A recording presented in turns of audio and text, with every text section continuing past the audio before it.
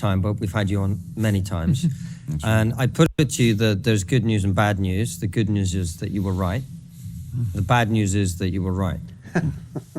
What have you made of the last 3 weeks? Well, I suppose like all of us, it's a mixture of things. First shock, then horror, then shock again, then horror, then disappointment, and then rage. Probably. Rage. In roughly that order. Horror at what happened in Israel. Shock like everyone, this was able to happen. Horror, the details of what happened. Shock then at the response on the streets of cities like the one we're sitting in London. The fact that there were so many people Absolutely who didn't even give it a day before they turned out on the streets of my city, supporting the people who'd done. Love the way he just said, my city. Just basically saying it right then and there, that the shock and horror of these people coming out in support of Hamas. Absolutely despicable, disgusting. On this act of terror. And then in the weeks since, increasing rage. Rage that I have to share a country with these people. And I think the thing that we've all had to come to terms with is how some people have just been so open about supporting an extremist Islamist terrorist group and also refusing to acknowledge it as such. Well, before you answer, Douglas, one of the things that I've noticed in comments is people like, well, these are pro-Palestine marches. And I think we have to be clear that what we're talking about is in the first 2 days, prior to Israel responding in any way, there were people celebrating. Yeah, you did, but the bodies of the dead hadn't even been found. They were still warm in some cases. Some people were still in the process of being massacred. And even as that was still going on, people were already out on the streets of cities like London, protesting against Israel. And that was what it was. It was straight away a protest against Israel. And, you know, look, there are lots of fine delineations you can do about it, some of which are true and some are not. You could claim that the people who've come out in recent weekends on the Saturdays care about Palestinian lives. I don't think they do. They don't. I just don't think they do. They don't. They're just out there. I'll tell you one reason why, is that nobody in the Middle East, apart from the Israelis, cares about the Palestinians a jot. I've traveled around the region. I've spoken to enough people, including leaders of other countries in the region, to know the Jordanians do not like the Palestinians at all. They find them an unbelievable West Bank who should effectively be in Jordan. The Egyptians loathe the Palestinians. So true. The authorities are keeping the border between Egypt and Gaza closed because they hate the Palestinians. I know people who were born in Gaza when Gaza was owned by Egypt. If Egypt wanted to solve the Gaza problem, it could do so tomorrow by taking control of Gaza or allowing the people of Gaza to go into Egypt, where they should be. Nobody else in the region cares. The Qataris host Hamas and fund Hamas, as well as, of course, pumping billions of pounds into countries like this one to make us deeply compromised. But nobody in the region cares about the Palestinians. Certainly nobody cares about them more than the Israelis, who go to incredible efforts to try to limit the deaths and the mistreatment of the Palestinians, even as the whole region, the world, has given them these people to look after. Nobody really cares about the Palestinians, and frankly, the idea that Muslims care about their brother Muslims is absolute rubbish. I think we've flattered much of the so-called Muslim street by even pretending this in recent years. You know, hundreds of thousands of Muslims have been killed in Yemen in the last few years, and there hasn't been a protest 1% of the size of what we've seen in recent days and weeks in the West. Hundreds of thousands of Muslims have been killed in Syria in the last over a decade, since the civil war in Syria, by Assad, by the Assad regime, by rival jihadist groups, by intra-religious sects, and much more. And we haven't seen 1% of the people who turned out on the streets this day. The idea that Muslims actually care about their fellow Muslims. You know, what Douglas is saying is so true. It is so true. that Muslims upon Muslim violence is the greatest perpetrator of terrorism that occurs to the Muslim population. It's Muslim upon Muslim violence. And as Douglas was saying, all these atrocities that occurred, the number of Muslims killed in Syria, in Yemen. Did you see any protests at all, folks? Any protests out on the streets? Any United Nations march? Anybody ripping down posters of people missing? No, not at all. The number of Muslims that were killed in Afghanistan by Muslims. Anybody protest outside of Afghanistan? Streets of New York? Streets of London? Streets of Rome? Gay Paris? No. New York City? No, you didn't hear any of that. Any protest?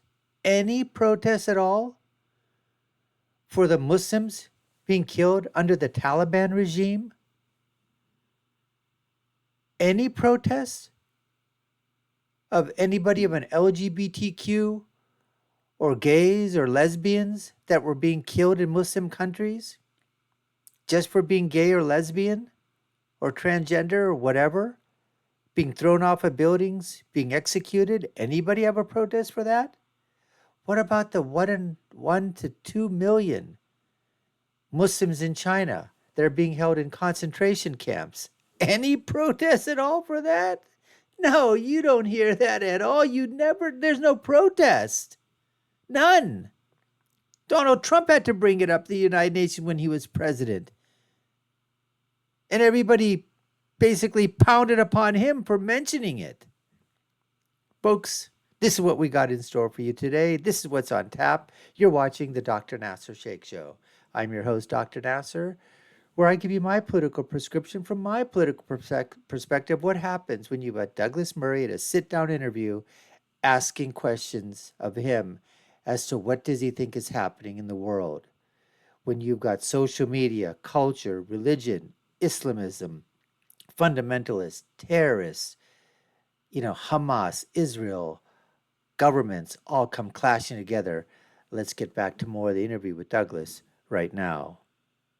Is insane. They don't. What they care about is Jews. There is something at the very root of Islam and followers of the Muslim religion who cannot bear any war in which Israel is fighting, and most of all loathes any war in which Israel is winning. And you can see it.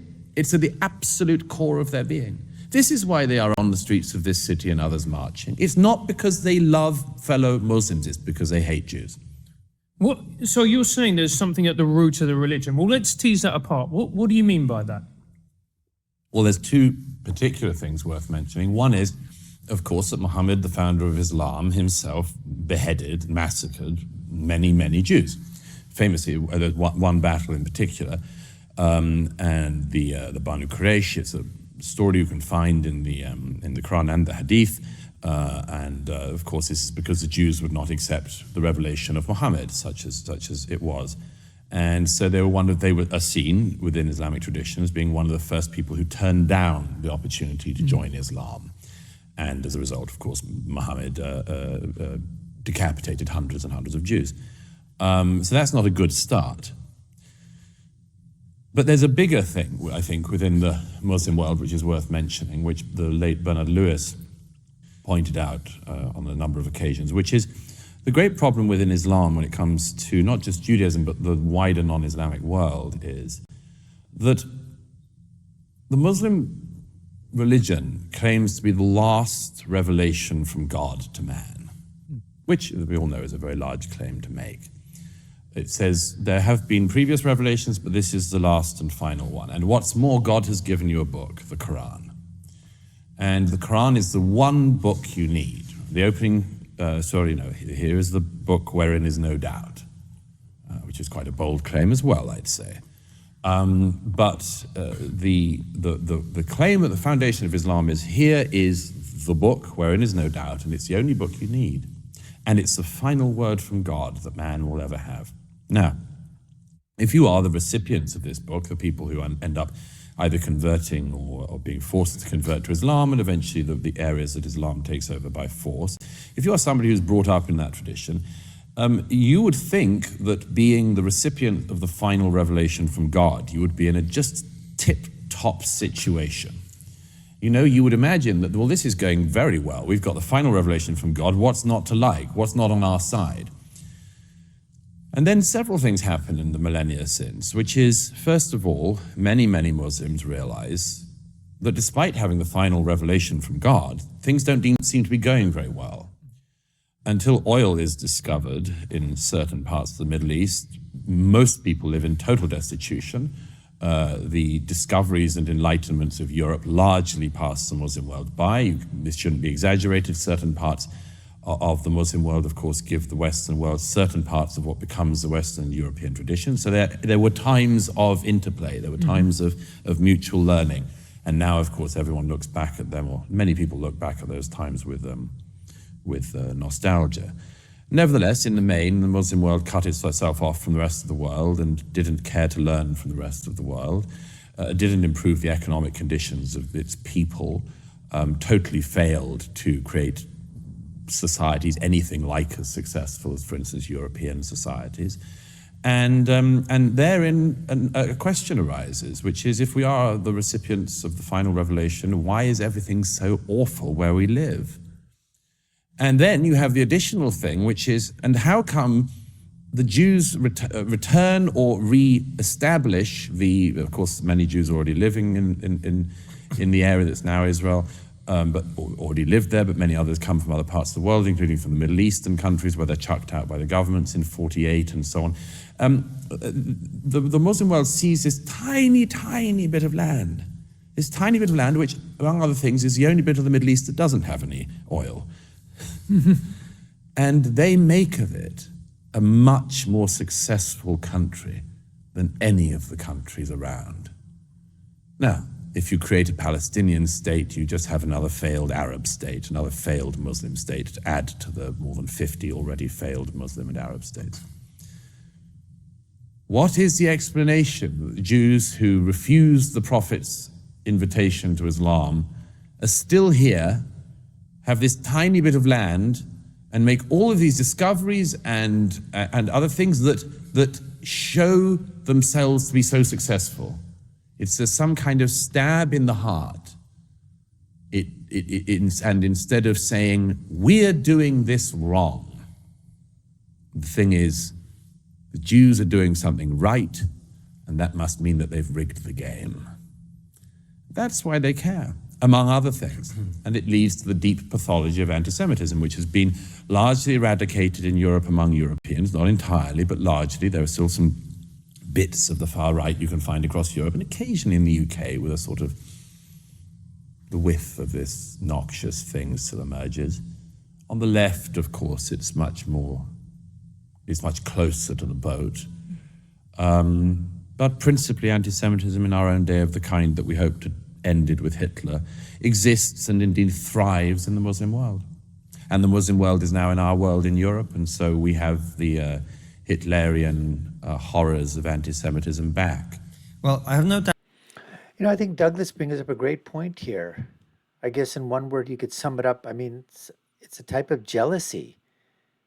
Absolutely. Take a look at Israel and see what it has done with a small piece of land, no oil, just done it with a democratically, elected, system of government,